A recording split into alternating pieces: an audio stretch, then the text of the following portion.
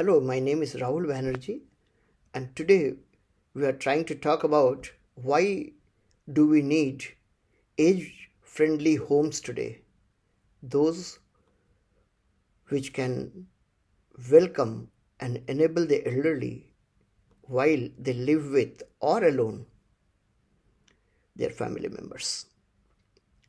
Let me begin with a small anecdote. About a decade ago, uh, after a lot of persuasion, I could bring my parents to live with us wherever I was working in a small university town. My family and I were overjoyed that we will now live together. About a couple of years down the line, my mother had a series of mild and massive brain strokes, and as a result, she got paralyzed. Physiotherapy took place, but had its own course, consumed time, and could only partly recover. She still required some degree of assistive support for doing whatever she needs to do. Although all of us were there, still my father took a good amount of care for her. He was himself 80 plus, and as a result, there were occasions when, other than probably taking his morning walks and evening walks and spending some time for his creativity and intellectual pursuits, he spent most of his time, perhaps more than 3/4 of his time, to take care of my mother. And this went till probably they slept sometime in the night. This obviously tired him out, though he never expressed that. We lived in a 2-storied house, and parents were on the ground floor so that it was easy to access for them. One night, my father went to the bathroom, which was close to the room that they were living in, and somehow he felt.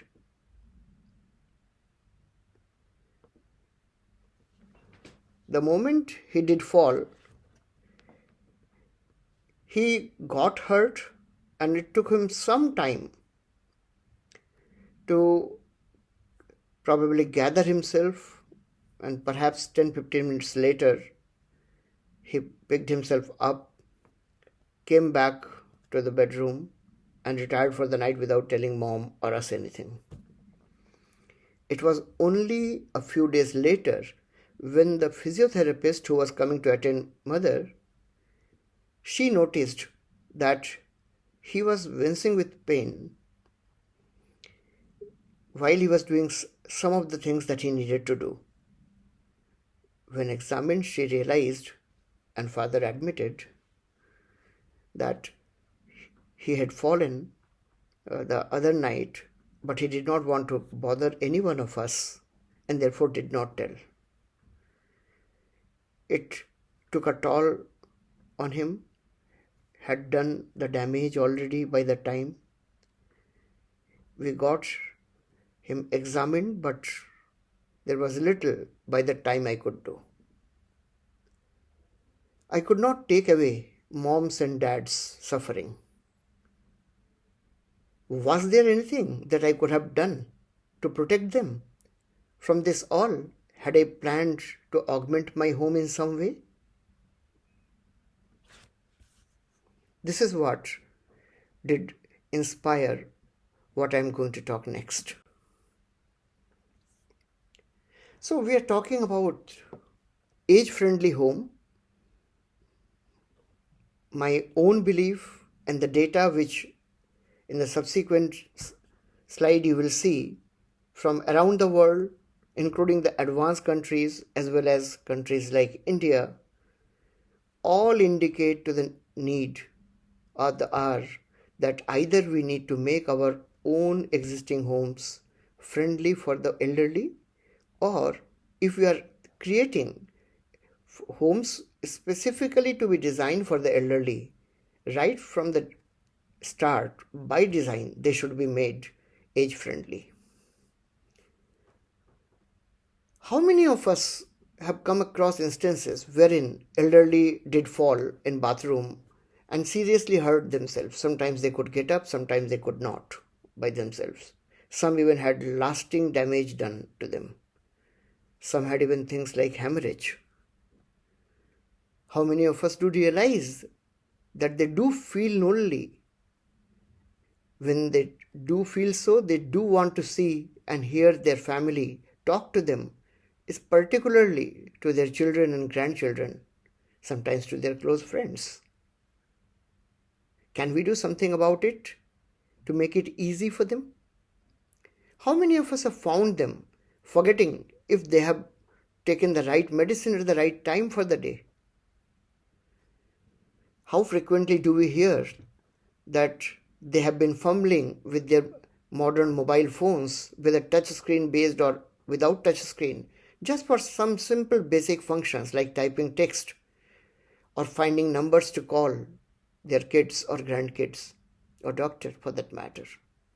Have we not noticed the distinct discomfort that they have, most of them have, with online payments due to the feeling that these are not secure, they do not know enough to keep the transaction secure, and somebody could probably hack into their bank account and take away the whole money? And how often do we see that even doing their routine things may seem herculean task to many of them?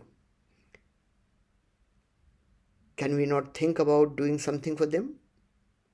Different people will have different needs. Should we not try and see how, in a cost-effective and simple way, we can augment our existing homes to make them welcoming and comfortable for the elderly who may live with us in those homes, or even the elderly who may have chosen, after their kids probably went to do their jobs or higher studies, living alone, and in their senior years they might be living just two of them or sometimes alone. Can we do something about them?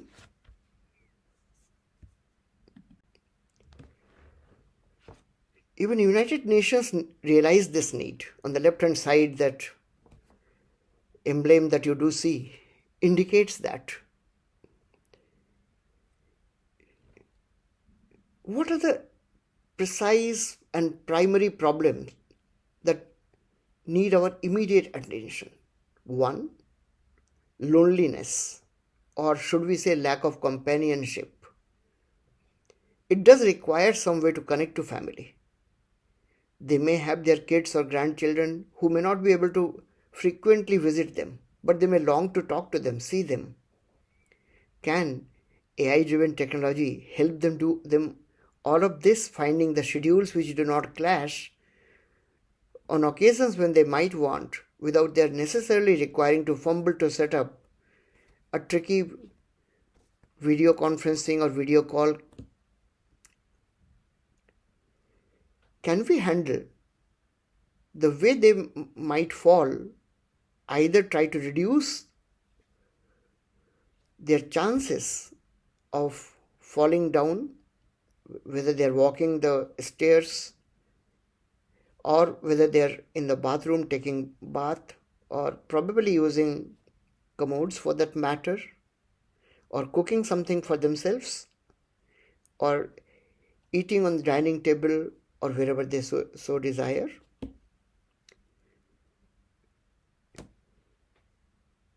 Many of them do have the needs which require assistance of certain kinds.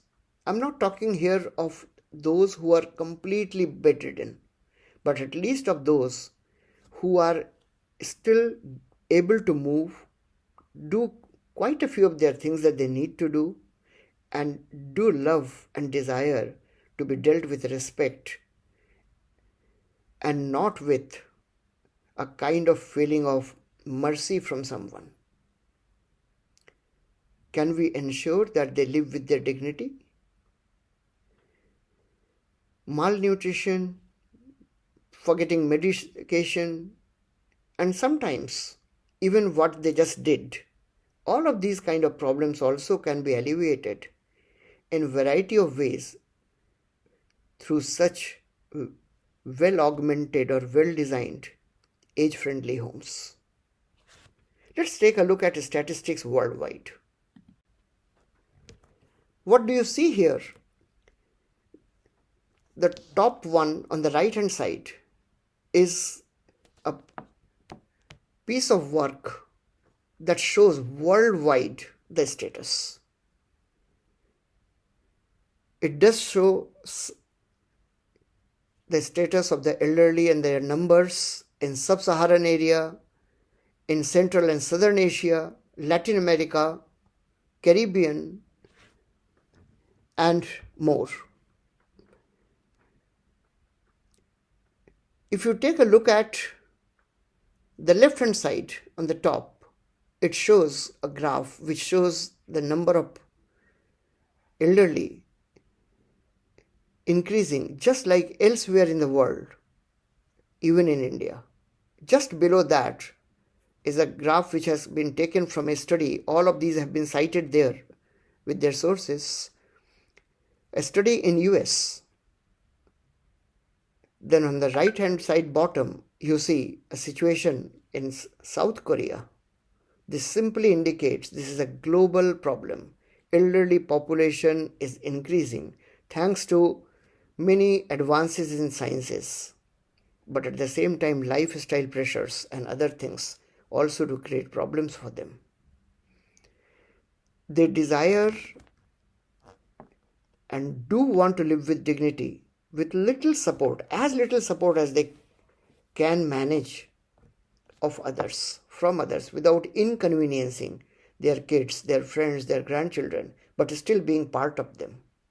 Majority of them would love to live with their kids and children. Some of them may not be so fortunate. They may be required to live alone, but they still desire to feel connected and still safe. Can we do something about this? Answer is yes. Let's take a look in the next slide. These are some of the examples. On the left hand side, you just see a happy family with seniors. The picture on the right shows an elderly friendly kitchen, a regular kitchen augmented with elderly support, grandchild and grandmother talking to each other beautifully. Next on the right, you do see two elderly people, the couple living in their appropriately modified kitchen, alone in their house, but still able to manage their things themselves with whatever limited mobility is required. If you see very next to that, you see a slightly modified shower. Just below the kitchen picture, you would see further ways to modify the area where they would probably use commodes, take showers, wash their faces, or for that matter, eat or take a staircase. While there are specialized homes possible, most of us would probably love to take the approach which is more cost effective, easily doable, and could be done in phases as per need. So that precisely is the point that we are trying to make here. Sustainable living with dignity for the elderly as a part of our inclusive world. What do we need for all of this? Human elements, simply compassion and common sense are the two elements we need to realize, recognize, and augment. Technologically, secure IoT devices and systems, along with responsible AI approaches, are possible to be designed and deployed on a scale if the need be, at fairly low cost, without requiring any explicit training of the people who would use them. Ditto applies to mobile-based audio video while taking care of their privacy and while ensuring that cognition at the edge takes care of the processing and the support that the AI could provide to the environment, to the devices, to the areas they move in, allowing them to connect with their privacy intact. Many of them may have different kinds of impairments, and as a result may prefer to have either voice-driven or gesture-driven interactions. We know today the technology has advanced to an extent that many of the household devices, as well as many of the commonly used things, whether it is a smartphone, your tablets, your smart TVs, they either can readily support this or with very little cost, with ease can be augmented to provide this. When they fall down in places where their privacy and dignity needs to be respected, we can support audio sensors, thermal sensors, through temperature sensors and pressure sensors.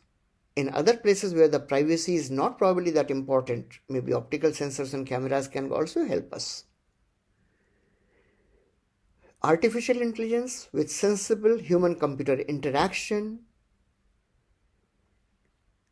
is the answer to make this happen.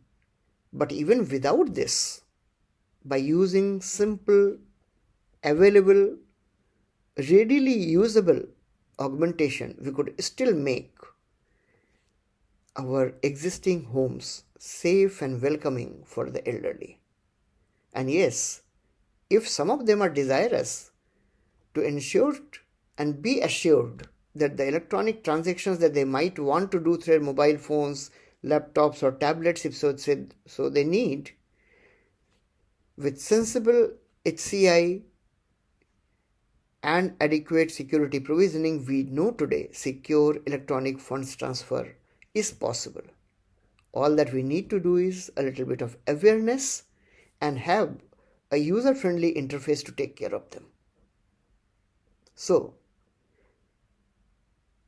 last question that we may have, all of this is fine, but this looks too much. Shall age-friendly homes mean all of these elements must be present there? Answer is no. It may be need-driven, can be done in phases, but the design should allow easy extensibility. Thank you for your time and attention. Let us make our first move today. Let us build inclusive, age-friendly homes, our home, for the elderly we love. Thank you.